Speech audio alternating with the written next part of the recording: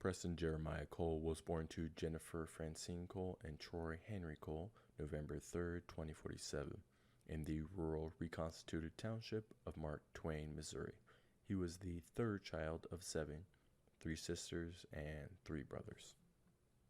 He was described as a precocious child who obeyed his parents, had wild black hair, dark brown eyes, and an unwavering stare that unnerved most teachers and classmates alike.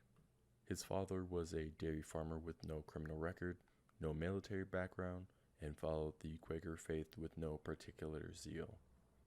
His mother was arrested once at the age of 21 for protesting taxes, released on 1-year parole, and both her grandfathers served in the Rainforest Wars, one surviving receiving the Bronze Star.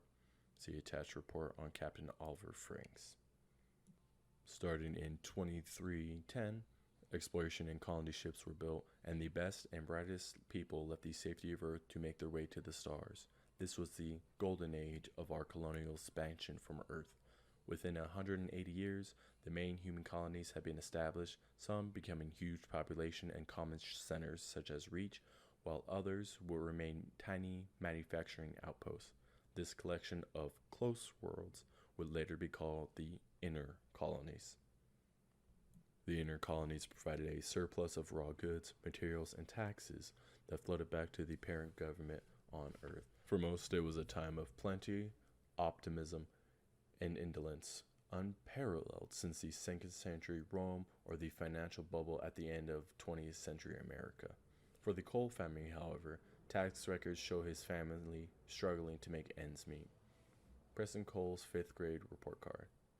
Missouri Rain River School District, Wallace, Fukikawa Elementary School.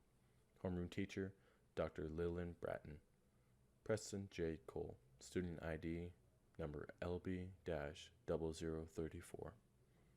Grades: Physical Education B-, Pre-Algebra A, English B, Art C, Physical Science A, Technology 2 A.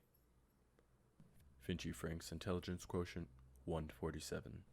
Home Rule Teacher Evaluations: Sociability below average, Leadership average, Classroom Participation below average, Citizenship above average.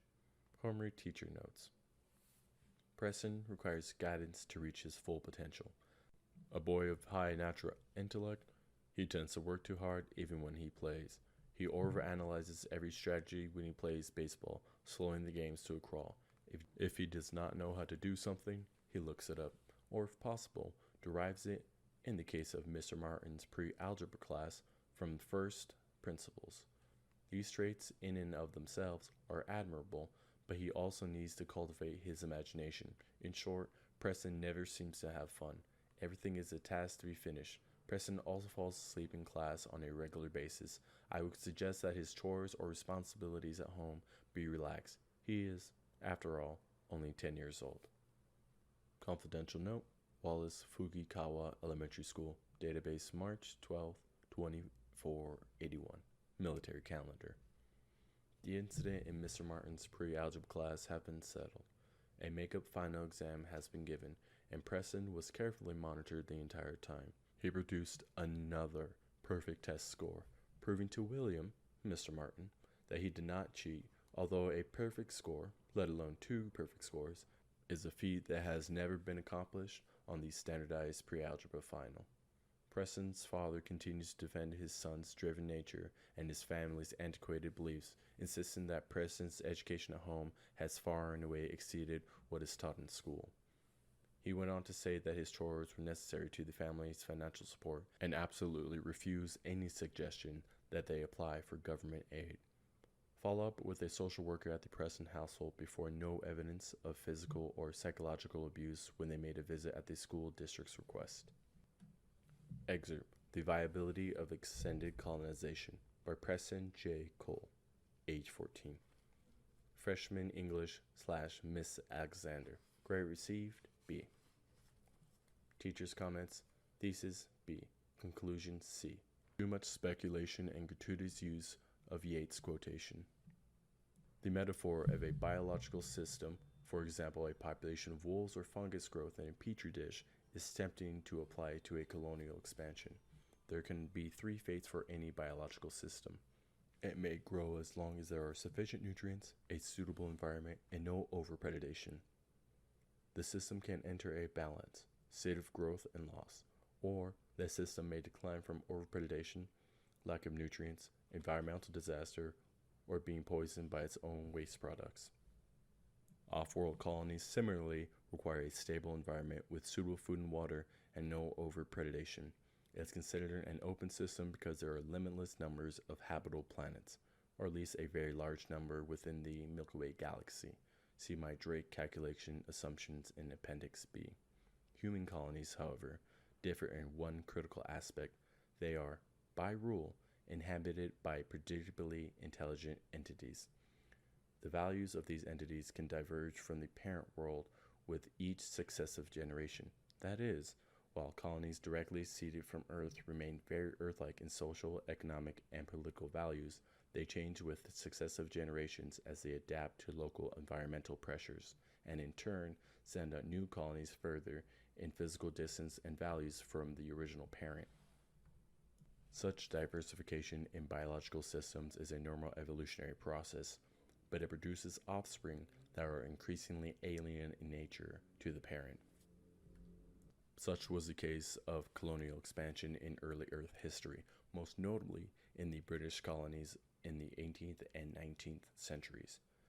Those colonies diverged from their parent nations, and their resulting different social and economic values culminated in a schism, and in one notable case, a war that resulted in a shift in the balance of power, such that one former colony became the dominant military, cultural, and industrial complex on Earth for hundreds of years. How long can Earth and its close colonies extend without producing offspring that differs sufficiently to want to break away from their parent? As William Butler Yeats said, the center cannot hold. Analysis. The Cole family farm was an anomaly. Most small Earth farms couldn't compete with the colonial agro-corporations that could produce 10 times the yield on worlds with constant sunlight and volcanic alluvial soils. The Cole farm, however, still exists after 8 generations and continues to operate. This family instilled a no-nonsense work ethic and discipline in Preston Cole that made him anachronistic in comparison to the population at the time who were enjoying the benefits of the still expansive colonial era and whose noteworthy ability was a sense of entitlement. Perhaps it also gave Preston Cole a clarity which many at the time lacked. Reading his freshman essay, one cannot help but think that this must be a fabrication of Oni Section 2, a remnant fiction from an early propaganda campaign, and yet has been verified as legitimate. What would Cole have become had his teacher shared even a fraction of his insight and encouraged it? This boy, whom the elementary teacher decried as lacking imagination, was damn near prophetic. Cole's grades, however, continually slipped in high school. We assume from the boredom of the standardized coursework and the increasing demands of his life on the farm. No journals have been found from his adolescent years, and it is doubtful that his family situation would encourage such activities, so we're forced to speculate on his aspirations. Cole was surrounded by a world of excess and opportunities that were just out of his reach. He was highly intelligent, but had no creative outlet. Given the mass media's predilection for romanticizing off-world adventures at the time, Cole may have seen the colonies and stellar exploration as irresistible opportunity which he could not pass up. Given his limited economic means and lack of excellence within the templates and strictures of a standardized educational system, there was only one way for him to seek his fortune off-world.